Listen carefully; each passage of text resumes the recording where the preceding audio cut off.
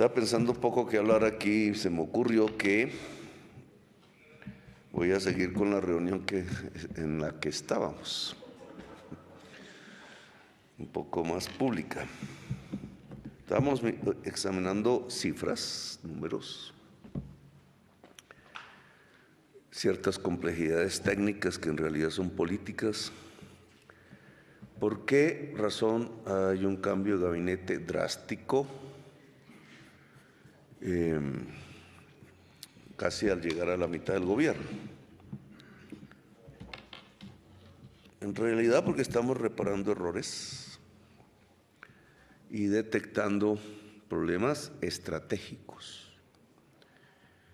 Esos problemas estratégicos nos ponen, y recordé una película que vi hace poco, a Cabal no le gusta que yo use el tiempo viendo películas, pero las películas se enseñan, son parte del arte y la cultura, a menos que uno se ponga a ver tonterías. Y hay una que hizo Costa Gabras, el gran director griego de cine, ya debe tener muchos años, un hombre de izquierdas desde hace tiempos, el del informe Z, ¿cierto? Se llamó. Sobre las circunstancias de Grecia.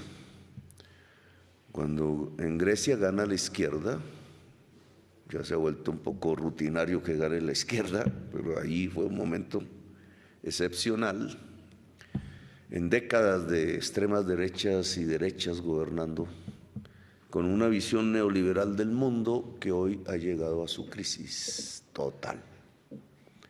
Algo que todavía no ha podido ser comprendido por el conjunto de la humanidad, que está en un proceso. Pero dos hechos como la crisis climática que produce el gran capital, eso no se puede quitarle la autoría. El gran capital es el responsable de la crisis climática y la crisis climática responsable de una posible extinción de la humanidad. Luego tenemos una muy interesante contradicción antagónica entre gran capital y vida, que se está expresando por todos los poros de la geografía terrestre en tensiones políticas y conflictos. Y el otro tema es la inteligencia artificial. Juntos, la bomba atómica quedó en pañales y implica que el mundo va a tener cambios drásticos y profundos. Lo que viene es una época revolucionaria. No es tibia, es revolucionaria, porque si no, se acaba la vida, y lo estamos empezando a ver. Lo que sucedió en Colombia fue apenas uno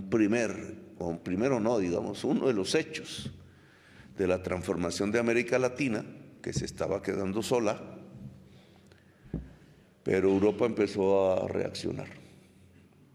Recuerden ustedes que la idea democrática con ideas, con orígenes en la antigüedad incluso, realmente se sostuvo y apareció en la historia humana con fuerza a través de 3 revoluciones que se dieron casi al mismo tiempo.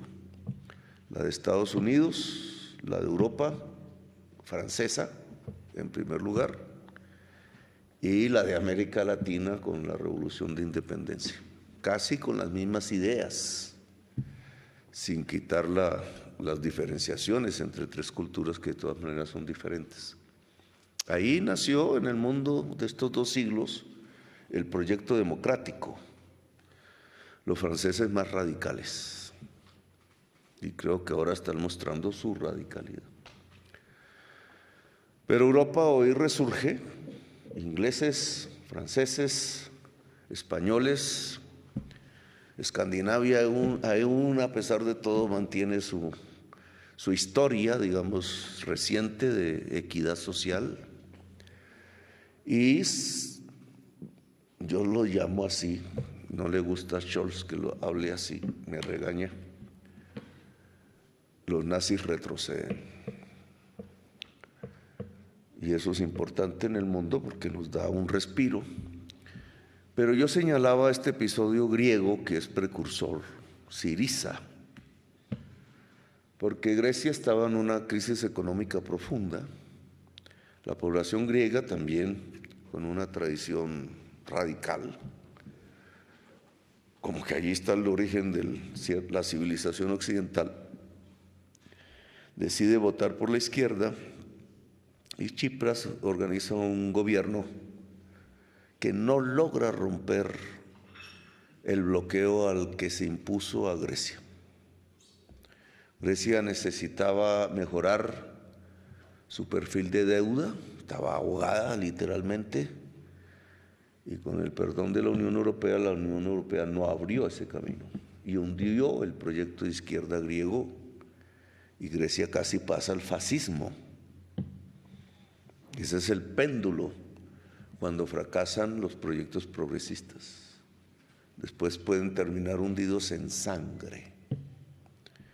Si en Colombia eso pasase, nosotros sí sabemos qué es la sangre. Y ciertas élites del país, con mucha capacidad de información, pues quieren que este proyecto se hunda, que fracase. Lo mismo que en Grecia, con otros instrumentos también de presión, ahogándose económicamente. Dirán que esto no es problema de la política, sino del mercado y de no sé qué, pero es un problema de la política. Lo que estamos observando es un crecimiento sustancial de la deuda hecha en el gobierno pasado. A Colombia literalmente la sobreendeudaron. La experiencia que yo he visto en estos 2 años que no acaban es que pasamos de 75 billones de pagos de deuda externa e interna a 112 en 2 años. No es porque nos endeudamos más nosotros, es porque desataron un mecanismo infernal en donde al endeudarse por el COVID, supuestamente por el COVID, pero buena parte de esta deuda tiene que ver con pagar autopistas 4G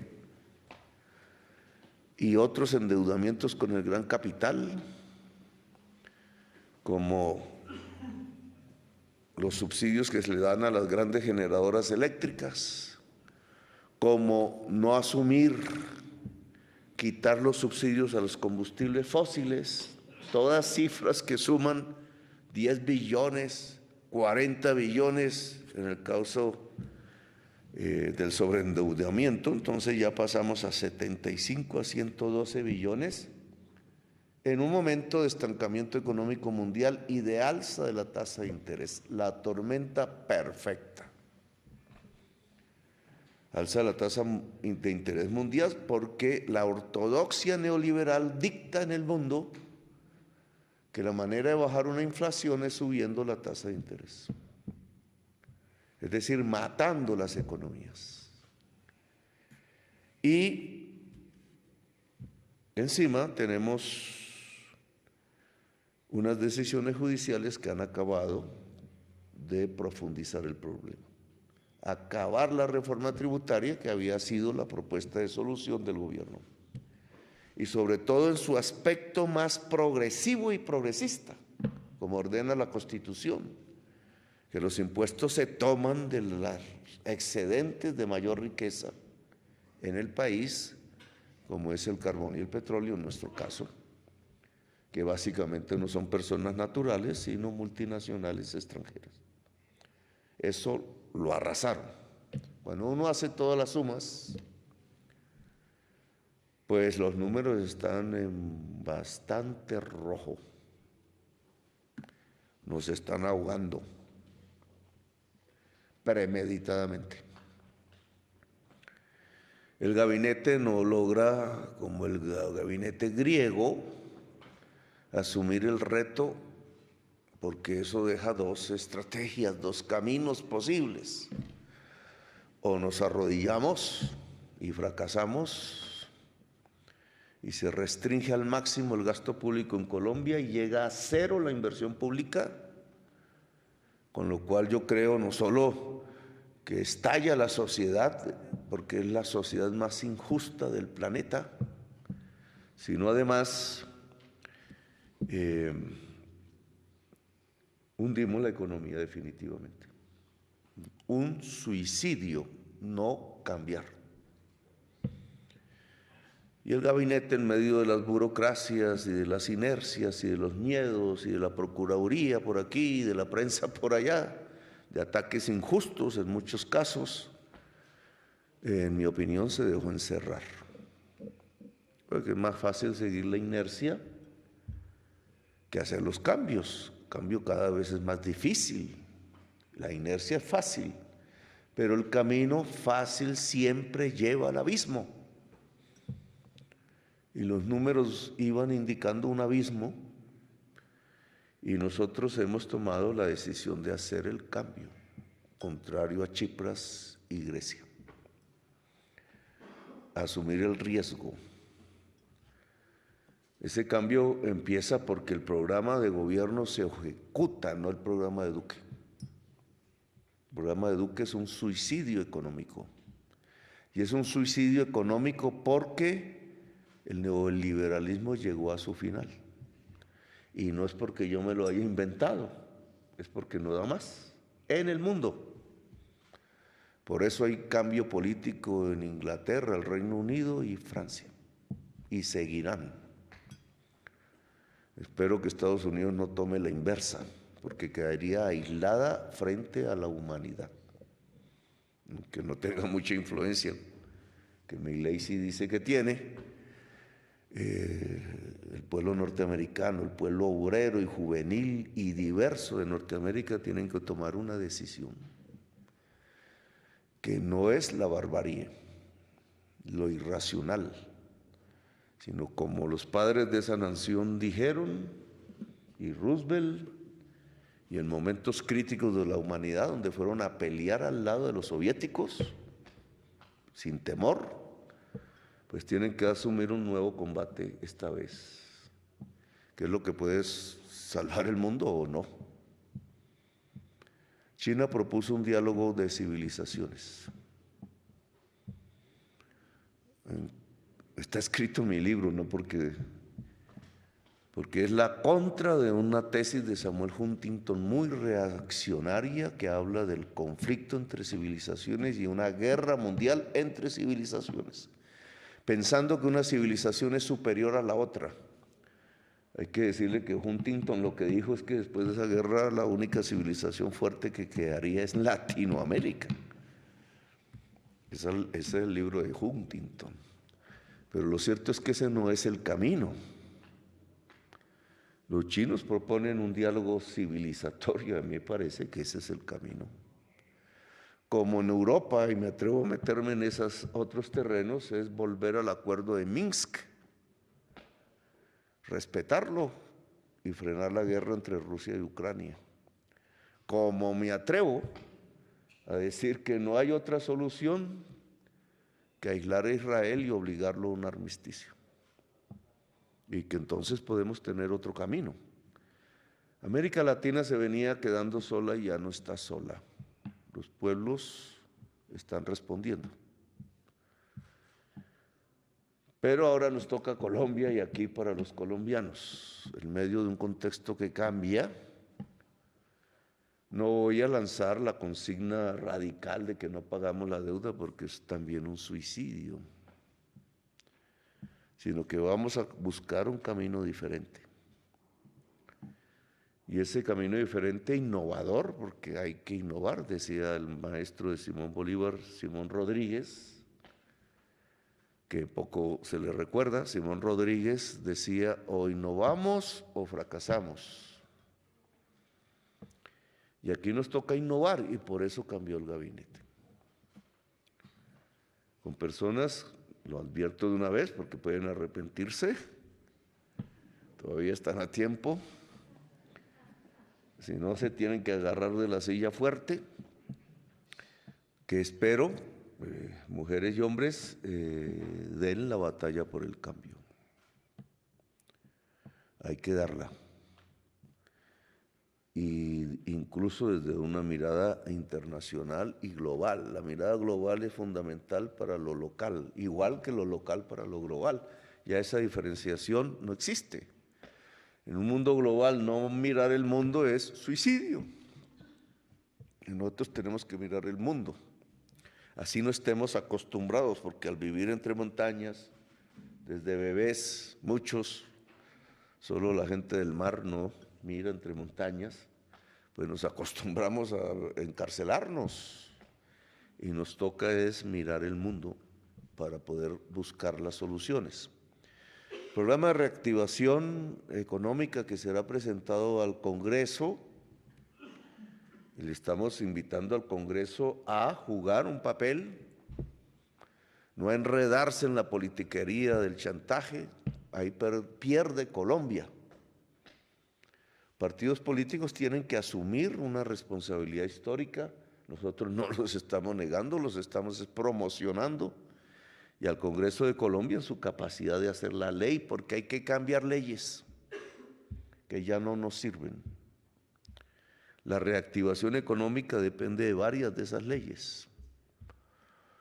Le hemos pedido a los banqueros, con los cuales no hemos sido muy amigos en décadas, que es el momento de la reactivación, porque si no la banca se desploma. Los primeros en perder son ellos.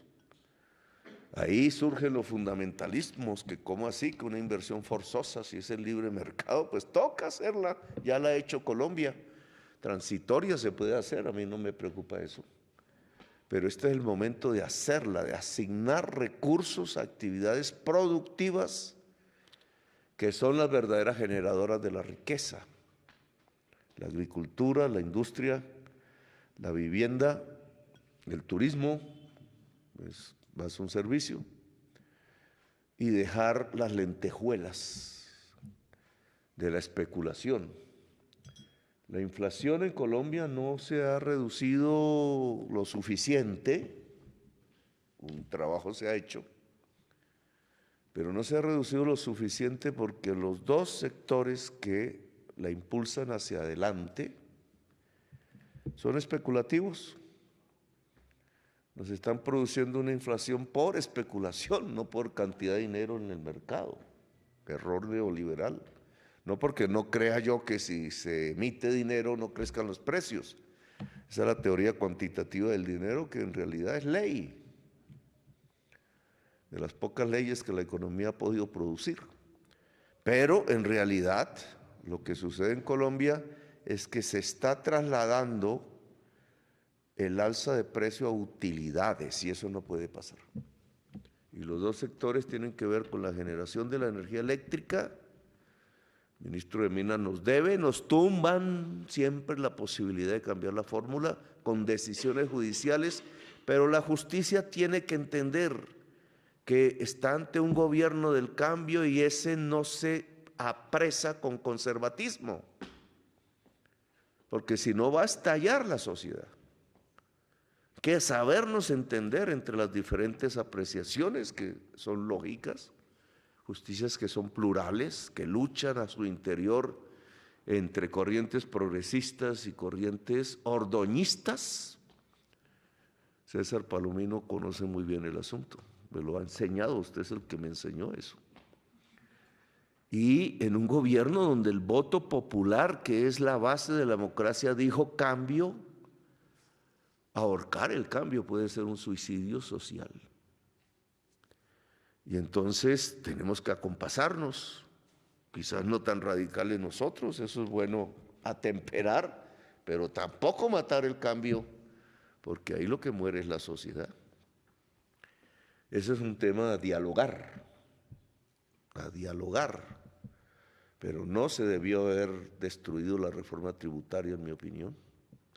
Y las circunstancias a las que vamos, ojalá el Congreso responda, porque es el Estado el que tiene que responder, no solo el gobierno. Las causas de tocar fondo presupuestal no son de este gobierno. Así les gusta repetirlo una otra vez, dicen incapaces. Por hacer un crédito de corto plazo en el FMI, pagadero a 2 años por $5,000 millones.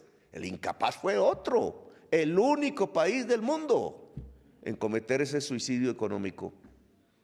No se dice en la prensa, obvio, porque eso se silencia, porque hay que hacer ver que este es el de la culpa para que vuelvan a votar por la sangre y el autoritarismo. Pero hay que decirlo, fue una estupidez completa tomar un crédito del FMI a 2 años por $5,000 millones, dizque para salvarnos del COVID. No nos salvamos, se robaron la plata en el OCAD Paz. Dejaron déficit porque la plata fue a subvencionar el gran capital, no la pequeña empresa.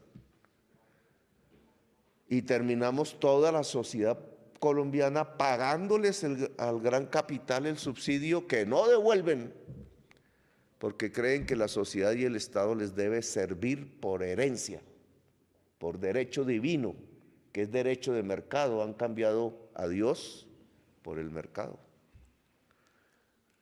Entonces nosotros pues tenemos que decir basta, hay que parar, y el gabinete es el que tiene que decirlo, pues el presidente también. Si fracasamos nos volverán trizas, como hicieron trizas con la paz. Pero nuestra responsabilidad es triunfar y llevar a la sociedad colombiana a unos mayores niveles de prosperidad, de riqueza y de igualdad. La señora Le Pen quiso quitar de la consigna famosa francesa, que es mundial, la palabra igualdad por seguridad, olvidando que la seguridad más segura es la de la igualdad y la inseguridad más alta es la que produce el mayor nivel de desigualdad. Colombia es el país más desigual del mundo. Nos ganamos ese campeonato recientemente. ¿Cómo no iban a volver con un subsidio pagado con deuda pública extranjera a alta tasa de interés al gran capital? ¿Cómo no nos íbamos a volver el país más desigual del mundo? Cuando se habla de reforma agraria, entonces nos mandan la policía política para que no la hagamos y nos frenan y alistan tumbar normas y decretos. Nosotros aparecemos como si fuéramos corruptos y yo en mi vida no me he robado un peso. Puedo cometer otros errores, eso sí, pero no ese. Pero en cambio toda la corrupción pasada es ocultada y es por billones de pesos. No hay entidad donde uno no escarbe que no aparezca. El gabinete debió tener la responsabilidad de denunciar eso y no cohonestar ni pasar con los ojos tapados, porque esa información la debe conocer el pueblo, igual que esta información económica. Claro, saltar de 75 a 112 billones de pago de deuda en 2 años y esa plata usada es para regalarle al gran capital, a los más ricos de Colombia, dinero público, que ha sido la forma de acumulación de capital tradicional, clásica de Colombia, no del mundo, porque el capital se acumula en el mundo es vendiendo mercancías, haciendo productividad, ese es el capitalismo, saltando tecnológicamente, no robándose el Estado. Incluso allá hasta robarse el Estado es un problema de máxima ética, muchos se suicidan cuando son descubiertos. Aquí la forma ordinaria y diaria de acumular capital es robándose lo que es del pueblo. Y eso no puede ser más. Más adelante hablaremos más particularmente de tema por tema, pero no se puede cambiar subsidios a las empresas generadoras eléctricas impidiendo que se financie el programa de paneles solares en el país, en manos de la gente. Como un ejemplo, no se puede decir que se está haciendo una gran gestión educativa cuando los funcionarios del Ministerio de Educación esconden el dinero para hacer sedes universitarias públicas porque están arrodillados ante los dueños de la universidad privada. Ellos que resuelvan con sus dineros. Yo no tengo nada contra la universidad privada, pero ¿cómo así que acabar con el dinero público en la educación pública, si es la que llega al 90% de la juventud colombiana. Eso se llama suicidio en un mundo donde se necesita el conocimiento, el pensamiento, cerrar las fuentes del conocimiento y pensamiento, como acaba de hacer el Senado de la República, dirigido por una derecha, que tengo que decir, ignorante, porque hay que ser ignorante para quitar un proyecto de campus universitario en Suba y pasar una autopista de 6 carriles. ¿En qué siglo viven? ¿En el siglo de los carros, que es el siglo del XX? Cuando el conocimiento es el del siglo XXI y el del siglo XXII. ¿Cómo van a suicidar a Bogotá de esa manera?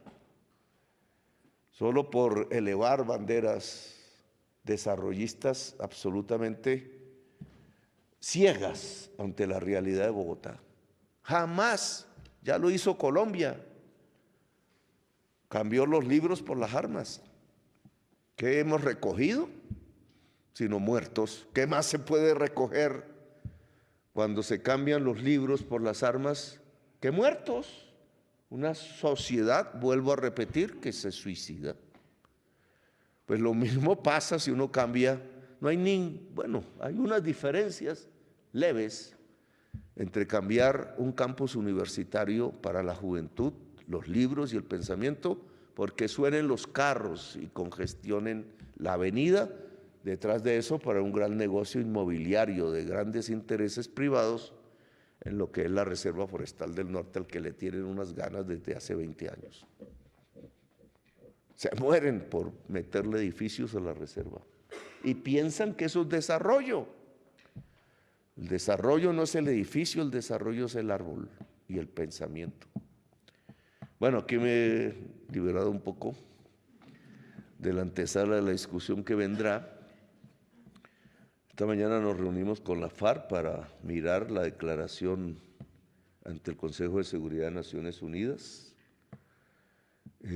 haciendo eco de que hicimos un compromiso con la humanidad a través de la Declaración Unilateral de Estado, que hay que honrar, y eso significa dinero, priorizar la paz sobre las ideas tontas del neoliberalismo, haciendo negocios privados con el dinero público. Y nosotros pues vamos a tomar un camino diferente a Tsipras y a Syriza, que es perseverar en el cambio, por lo cual el pueblo votó y al cual debemos cumplirle para evitar que un camino de sangre vuelva a Colombia. Bueno, gracias por haberme escuchado, muy amables.